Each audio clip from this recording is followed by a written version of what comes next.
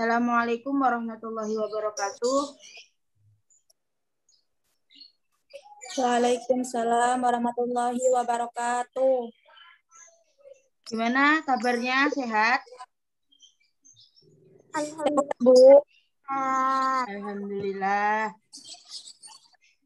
Sebelum pelajaran ini dimulai, mari membaca doa bersama-sama. Berdoa dimulai. Bismillahirrahmanirrahim. Raditu billahi rabba wa bil Islam dina wa bi Muhammadin nabiyyan wa rasulah. Rabbi zidna ilma warzuqna fahma. Amin ya rabbal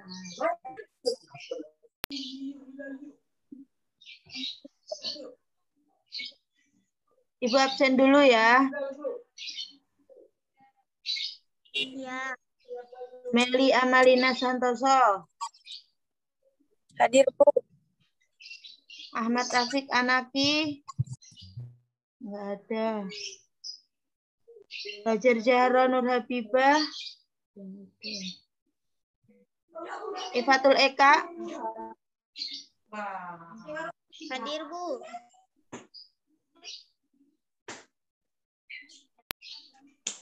Zulfiana Marzuni. Zulfiana Marzuni enggak ada. Oke.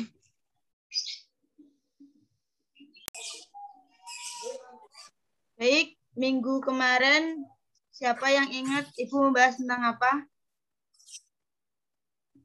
Saya, Bu. Ya. Ibu membahas tentang pengertian sholat berjamaah. Ya, apa sih itu pengertian sholat berjamaah?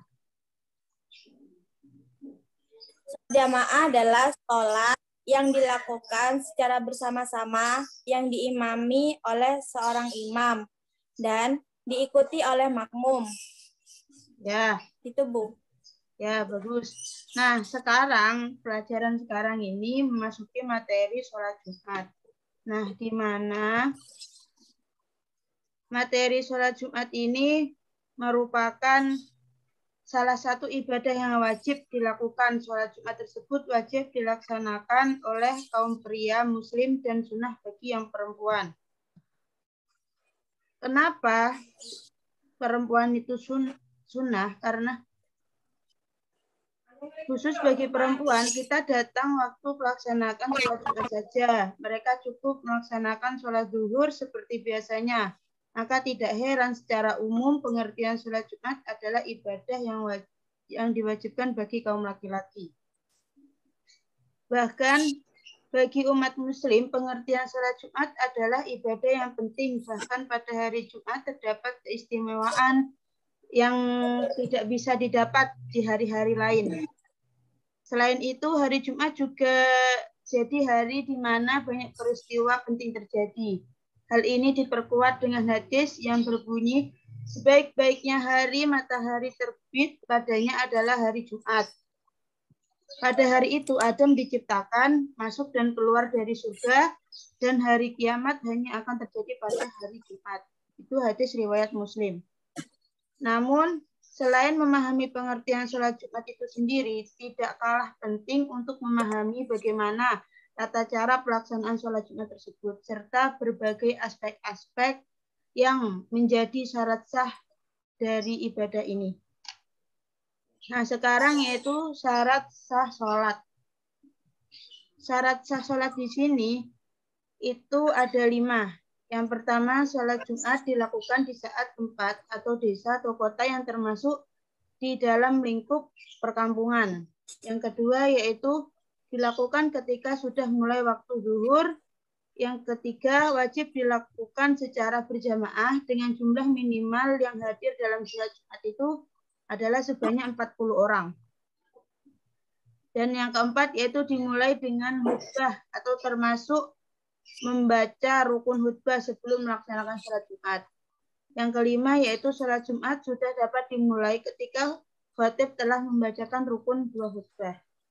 Nah, syarat sah sekarang yaitu syarat sah wajib, di mana yang pertama yaitu beragama Islam, sudah dewasa atau balik. Yang ketiga yaitu tidak gila atau mengalami gangguan mental lainnya.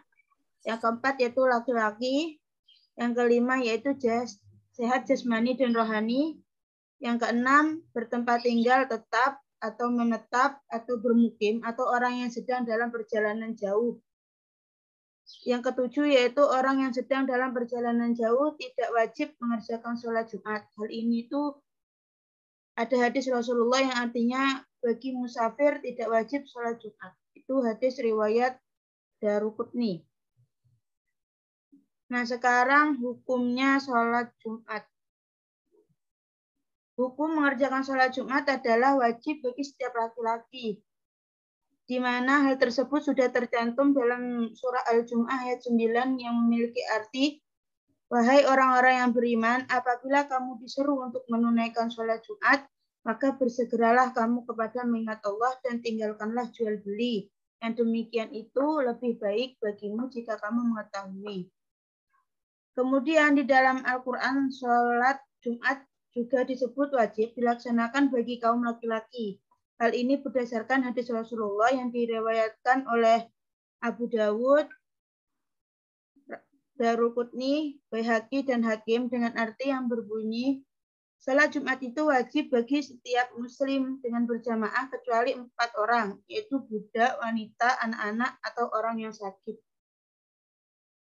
Nah, sekarang memasuki sunnah sebelum sholat Jumat. Nah, Ibu pengen tahu apa saja sunnah-sunnah yang sebelum sholat Jumat itu. Siapa yang tahu? Saya, Bu. Sunnah sebelum sholat Jumat, yang pertama, mandi yang bersih. Yang kedua, memotong kuku dan mencukur kumis. Yang ketiga, memakai pakaian yang rapi dan bersih, tapi diutamakan pakaian yang berwarna putih. Yang keempat, memakai wangi-wangian. Yang kelima, saat masuk masjid, mendahulukan kaki kanan sambil membaca doa masuk masjid. Yang keenam, melaksanakan sholat sunnah tahiyatul masjid. Yang ketujuh, beriktikaf. Dan yang terakhir,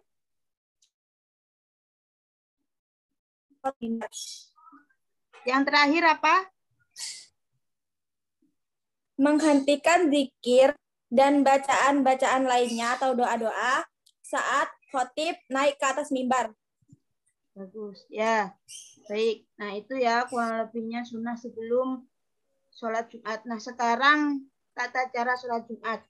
Tata cara sholat Jumat ini ya seperti biasa, sholat seperti biasa.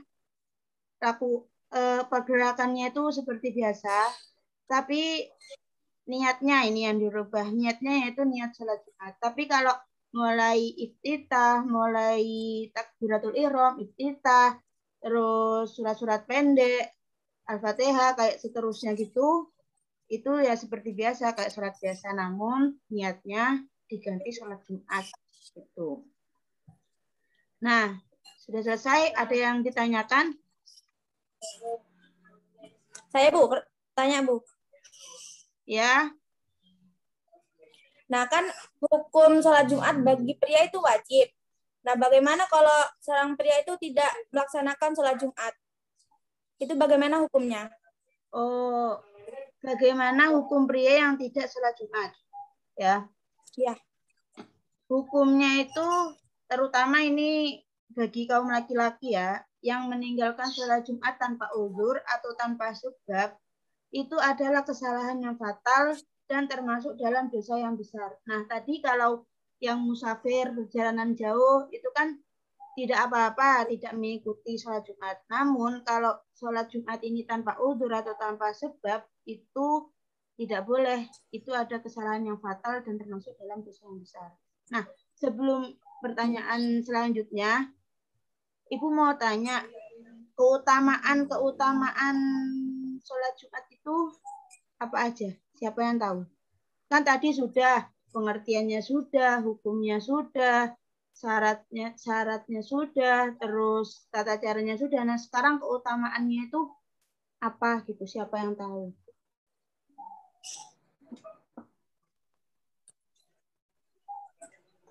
Saya tahu, Bu. Ya.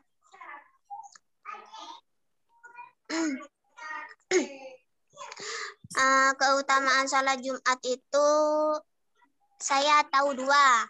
Yang pertama menghapus dosa, terus yang kedua mendapatkan pahala yang besar. Ya, bagus. Pinter. Nah, yang selanjutnya siapa lagi yang mau bertanya atau gimana?